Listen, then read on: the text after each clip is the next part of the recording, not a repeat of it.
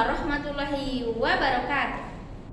Selamat pagi anak-anak kelas 5 yang soleh dan solehah. Semoga kalian dalam keadaan sehat dan tetap semangat di rumah ya nak. Bertemu lagi dengan Ustati dalam pembelajaran Al-Islam ya di KD 3.13 materi setelah PTS 2 ya. Ini termasuk ke dalam materi akhlak ya, yang akan kita pelajari yaitu amanah. Nah, silahkan dipersiapkan dulu alat tulisnya, kemudian dibuka BBD pembelajaran Al-Islam yang pertama, kemudian simak penjelasan sampai selesai. Mari kita mulai pembelajaran hari ini dengan bacaan basmalah. Bismillahirrohmanirrohim. Tujuan pembelajaran dari materi akhlak ya, yaitu tentang amanah di sini.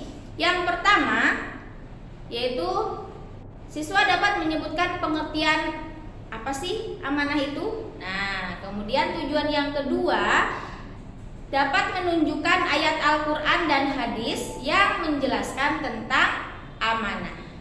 Dan tujuan pembelajaran yang ketiga yaitu dapat menjelaskan hikmah dari amanah ya. Nah, pembelajaran ini ya diambil dari Al-Quran surat An-Nisa ayat 58 yang berbunyi, A'udzubillahi minasyaitonirrajim, innallaha ya'murukum an tu'addul amanat ila ahliha.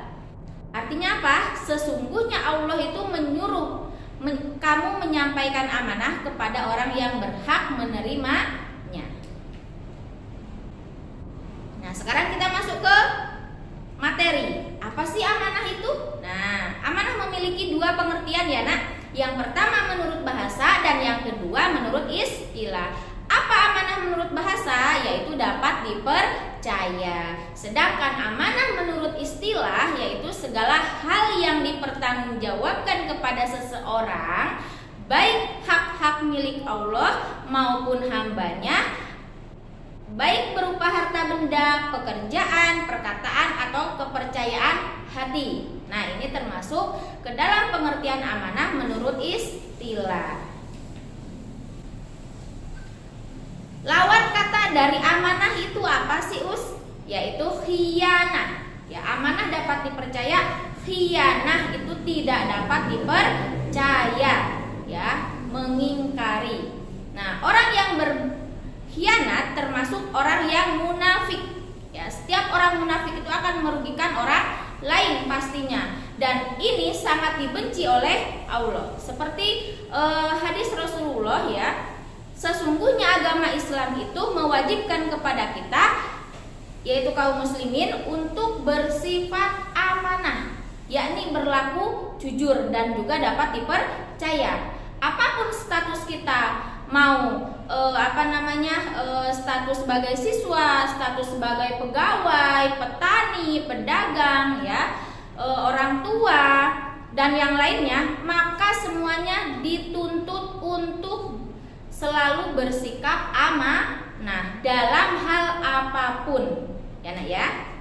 Nah, Allah juga telah menjadikan amanah ini sebagai salah satu sikap hambanya yang soleh dan menjadi kekasihnya. Otomatis nanti sudah dijamin oleh Allah yaitu surga ya. Sedangkan orang yang berkhianat di hari pembalasan nanti akan diberi tanda khusus ya. Dan tanda itu akan diperlihatkan kepada seluruh makhluk yang menegaskan bahwa orang yang tidak amanah adalah pengkhianat. Ini akan diperlihatkan oleh Allah di hari akhirat nanti ya, orang yang berkhianat ini. Kemudian apa saja yang ayat apa saja yang menjelaskan tentang amanah? Tadi sudah sampaikan surat An-Nisa ayat 58 ya. Ini sudah Allah jelaskan dan jelas sekali ya, tercantum di dalam surat An-Nisa ini. Kemudian contoh perilaku amanah dalam kehidupan sehari-hari itu Bagaimana sih Us? Nah, yang pertama ini contohnya ya, menjaga titipan dan mengembalikannya seperti keadaan semula. Jika kita dititipkan oleh orang lain, maka ketika mengembalikannya itu harus seperti keadaan semula. Tidak ada kalau semulanya itu sempurna, berarti kita mengembalikannya juga dalam keadaan sempurna. Ya, kalau misalkan pertama itu kita dititipkan ada sesuatu yang cacat ya, yang kurang, maka ketika mengembalikan kekurangannya itu harus sama seperti pertama kali itu ya. Jangan sampai ada kerusakan. Kita harus benar-benar menjaga titipan itu, menjaga amanah itu. Kemudian contoh amanah yang kedua, menjaga rahasia. Nah, ya, menjaga rahasia rahasia orang lain ya, itu salah satunya. Kemudian contoh selanjutnya, memelihara semua nikmat yang telah diberikan oleh Allah berupa umur, kesehatan, harta benda, ilmu dan sebagainya ya. Ini merupakan amanah yang Allah berikan kepada kita semua yang harus kita jaga sebaik-baiknya.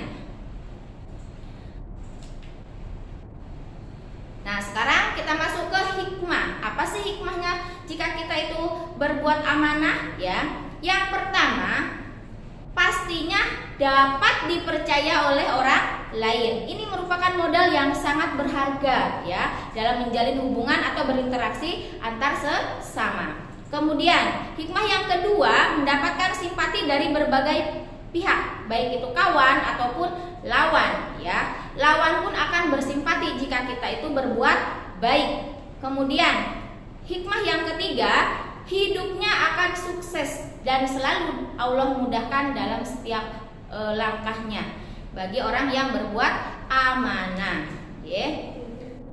Nah, setelah ini ya, seperti yang ada di BBD, kalian temukan latihan soal. Jelaskan pengertian amanah menurut istilah. Tadi apa yang Ustazah sampaikan menurut istilah itu apa? Kemudian sebutkan dan tuliskan ayat pokok dari pembahasan amanah. Tercantum di dalam surat apa, ayat berapa? Ya, bunyinya seperti apa? Kemudian sebutkan 2 contoh perilaku amanah dalam kehidupan sehari-hari. Silakan kalian buat sendiri selain yang Ustazah sampaikan tadi ya, yang berkaitan dengan amanah dalam kehidupan kita sehari-hari itu apa saja. Kemudian yang keempat, sebutkan 2 hikmah bersifat amanah ya. Hikmahnya apa saja? Ya, silahkan kalian jawab soal-soal yang ada di dalam BBD sesuai dengan materi yang sudah Ustazah sampaikan ya. Untuk pembahasan materi amanah ya, kita cukupkan sampai di sini. Mari kita akhiri pembelajaran hari ini dengan bacaan hamdalah. Alhamdulillahirabbil alamin. Terima kasih waktu dan semangatnya. Wassalamualaikum warahmatullahi wabarakatuh.